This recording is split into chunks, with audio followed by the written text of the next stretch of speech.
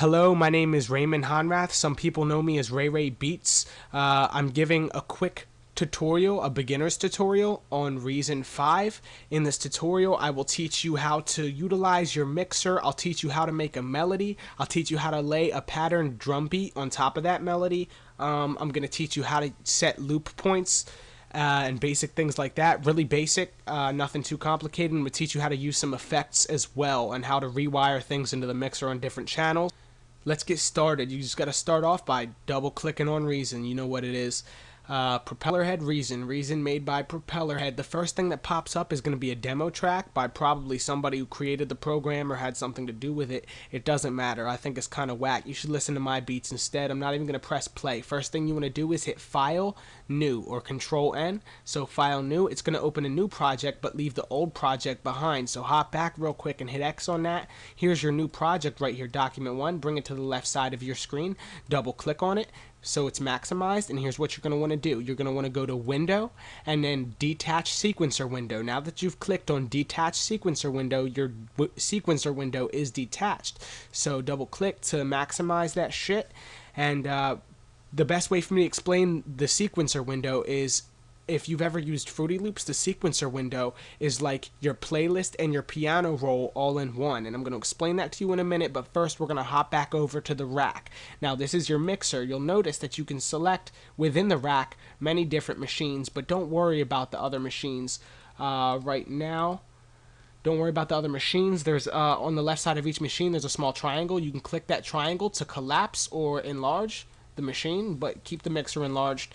Select your mixer, make sure it's selected, and you can right click and hit create, and then click on NN19 digital sampler, and that loads this machine, the NN19 digital sampler. If you notice, it automatically wires it into channel 1 on the mixer.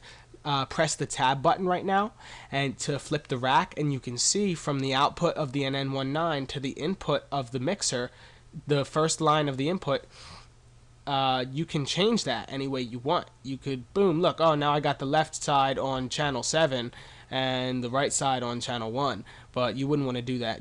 I'm just trying to prove a point. You could do whatever you want with these wires. We're going to put it over to channel 7 just to illustrate this point. And look, now it says NN19 over here in channel 7. So also one thing you could do on the left side of each machine is a piece of tape. You can double click on that piece of tape, and instead of it saying NN19, I can make it say Melody, MELODY, because we're about to make a melody with this machine, and that's my daughter's name. So if you look at the NN19, you'll see up here in this window it says Farfi something I can't pronounce. I don't care to. That's just a loaded preset. You can click on this file folder button that says Browse Patch, and we can load our own preset into this machine. And I think Mel Choir sounds good, but if you notice, there's bass, brass, and woodwind guitar. These are just categories for different presets. It's just a bunch of directories with a shit ton of presets for you. I'm gonna choose Mel Choir because it's real quick. It's right there in front of me. Now, I'm sorry, I didn't mean to jump ahead of myself. Now we loaded the preset. Now we're gonna want to go back to our sequencer window that we detached, and you can see here's our NN19 right over here in the sequencer window. So we got the mixer, we got the NN19. Make sure you've selected your NN19, and what we're gonna do is we're gonna access the piano roll by going up top left and see where song is selected. You want to select edit mode. Now we're in our piano roll. You can select the pencil tool up right next to where you clicked edit mode. There's actually a multitude of tools here. You have the selector tool, the pencil tool, the eraser, and the razor. I'll explain those all in a minute. First, we're going to use the pencil tool to create a real quick melody. Don't judge me. This is for the sake of the tutorial. For the sake of the tutorial. Nah, I suck. We're just going to draw something out real quick. If you notice, this light blue box is highlighting every note that we lay out. And that light blue box, excuse me, post-nasal drip. That light blue box is called a clip. And it really doesn't have any function. It doesn't affect anything. It's more like a visual aid. And it's for you to define how long you want your clip to be, how long you want this pattern to be. It doesn't really affect anything physically in the program. But now we made this clip.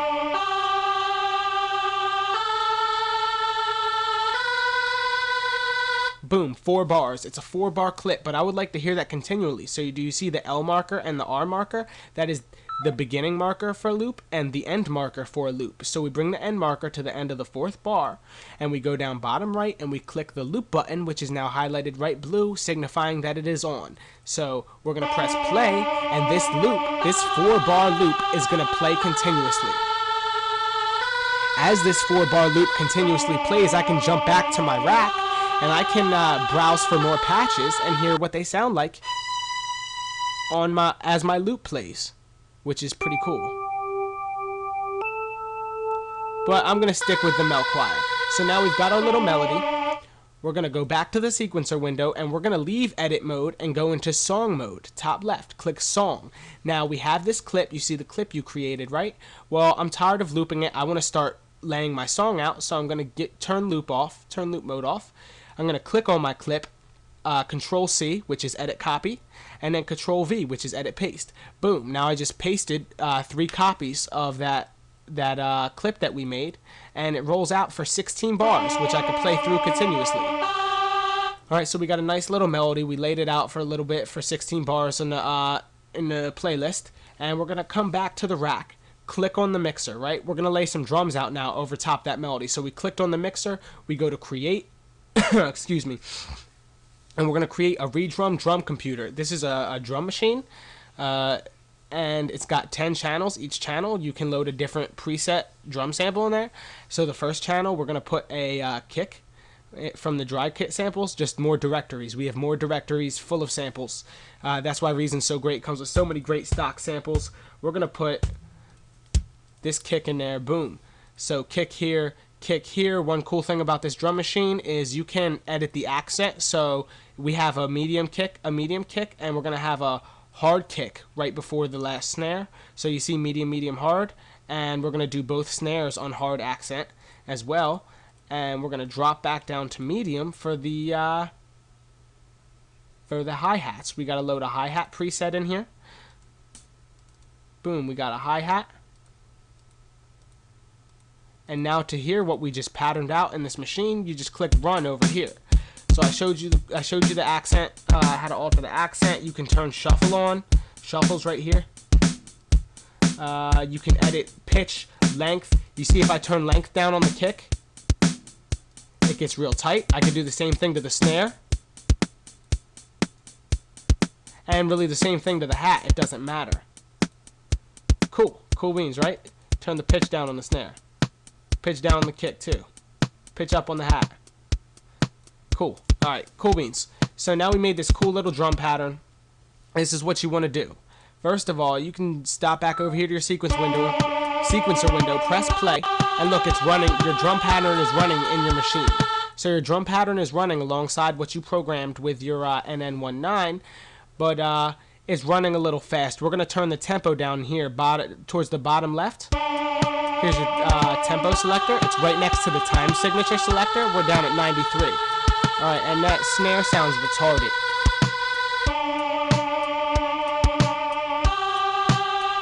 Alright, cool beans. Now, you want to be able to edit your drums over here in the step sequencer in song mode. So what we're going to do is we're going to right click the Redrum drum machine, and we're going to click on convert pattern automation. That's what we just made. We just made a pattern automation. We're going to convert that pattern automation to notes. Now, Reason automatically fills it from the beginning of the song to the end. You can see the end of your song is signified by this E marker right here.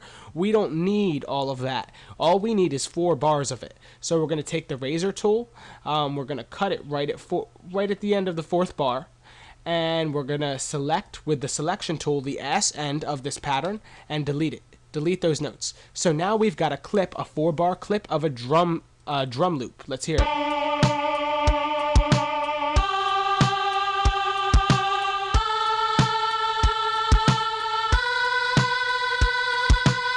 Cool beans. What we're going to do is click on that clip of the drum loop, the Redrum's drum loop, Control C, Control V, Control V, Control V. Now we got 4 of them. Let's make a variation, keep the audience interested. What do you say?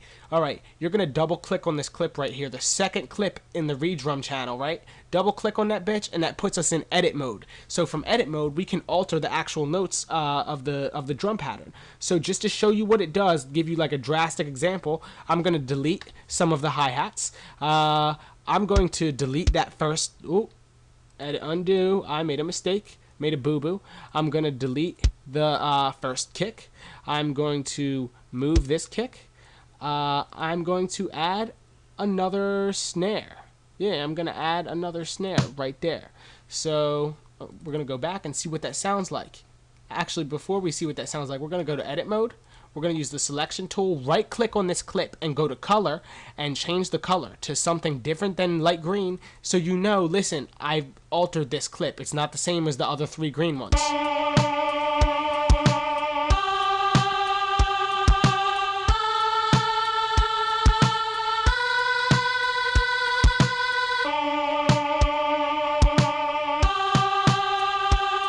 So you can see what I did. It's not that crazy, but you see what I did. You can use it to make something nicer than I just did. Now we're gonna do quick effects. The NN19, back to the rack window. The NN19, we're gonna put a reverb effect on it. So make sure it's selected in the rack. Go to create RV7 digital reverb. You got a shit ton of effects here, but we're gonna use the RV7.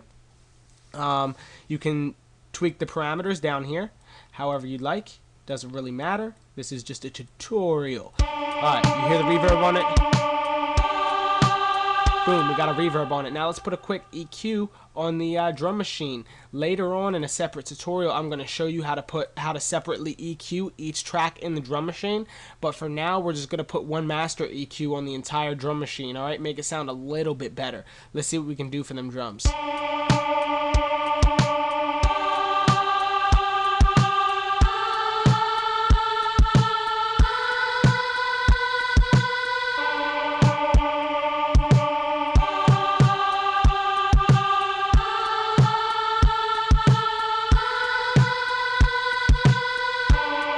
So we put an EQ on the drums, we put a reverb on the NN19. You can see everything coming through the mixer. We can flip it so you can see how the machines go into the effects, and then the effects go to the mixer. See, from the NN19 to the RV7, and then from the RV7 into channel 7 on the mixer, just like we selected it. So awesome. You definitely just learned some basics right there. Just check me out. My name is RayRayBeats. On Facebook, my name is Raymond Honrath. Rockbattle.com/RayRayBeats. And now to end this tutorial, if you listened, you get blessed with one of my beats at the end. So thank you for watching this entire long-ass video, I know, but hopefully you learned something. I'm pretty sure you learned something if you paid attention. Check this shit out.